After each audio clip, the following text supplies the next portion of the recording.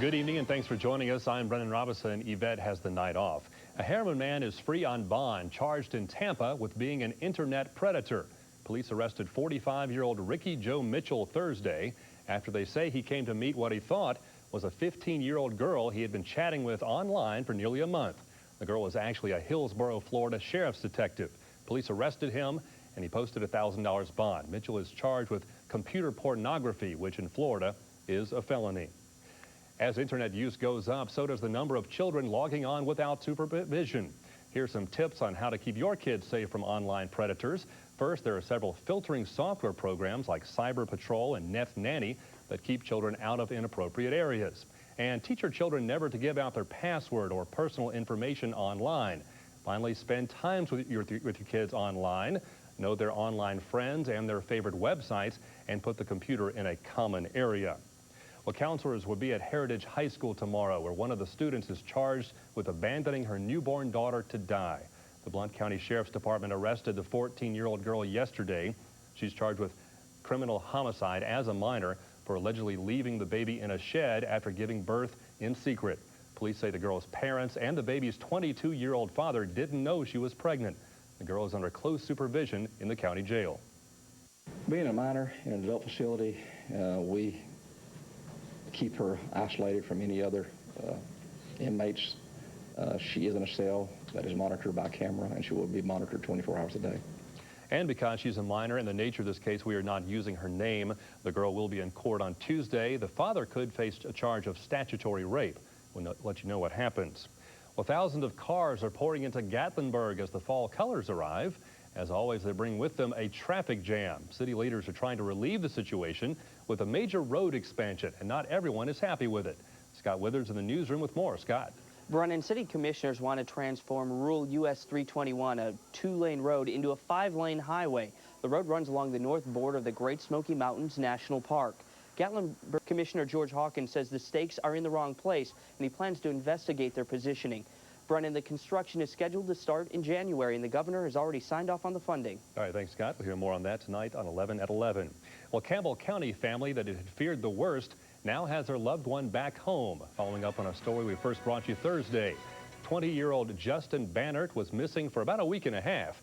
He left for class at Roane State Community College last week, and his parents didn't see him again until yesterday morning. His aunt says he just wanted to get away.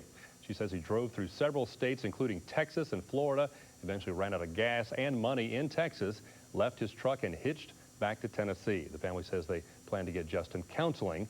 We'll hear from the aunt tonight at 11. Family members of a Tennessee man who police killed by mistake last week are now talking about a lawsuit. Police busted into 62-year-old John Adams' house in Lebanon, just east of Nashville, Wednesday. Adams apparently thought it was a burglar and fired his shotgun. 2 officers shot him, killing him. Police say they meant to arrest a man next door. The family wants them prosecuted for murder, even wants the death penalty. Though police admit their mistake, Tennessee law limits damages in lawsuits against the government, in this case $130,000. Anderson County officials are hammering together plans for a large playground. They just need help building it. They put the word out today at Fort Kidd near Fort Sanders. They want to build a playground like it in Claxton beginning Wednesday. Area businesses donated the $84,000 for supplies. They have 300 volunteers so far, including Y12 plant employees who are giving up their vacation days. Organizers say they need another 800 volunteers to finish the project by Sunday. Volunteers should report to the Claxton Community Center on Edgemore Road. They need you to be there at any time between Wednesday and Sunday. Well, still to come, raising cotton the hard way with a little predicting going on. Stay with us.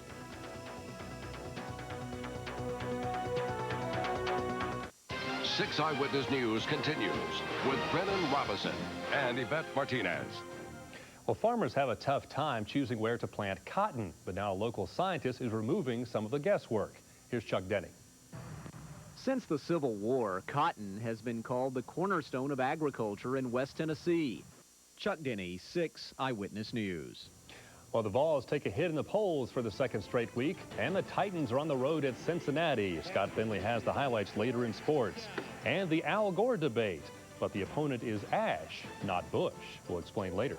this, we're talking 70s by Friday and into next weekend. So cool for another couple of days, and then it warms up nice. Very nice. Thank you, Bob. Well, tonight at 11, did you think the first Gore-Bush debate was dull? How about a Gore-Ashe debate? It's tonight's time capsule. This week in 1984, then U.S. Congressman Al Gore squared off against Knoxville Mayor, who was then State Senator Victor Ashe. They were both running for the U.S. Senate. And then and now, as then and now, one Gore critic said he came across as arrogant. Well, tonight at 11, we'll tell you who won the debate and the election. And stick around. Scott Finley has sports next. And took over the lead with 6 laps to go to beat Jeremy Mayfield, and he strengthens his points lead. He's almost got this points race wrapped up. Hey, good for him. Back in a minute. And we'll see you at 11. World News Tonight is up next.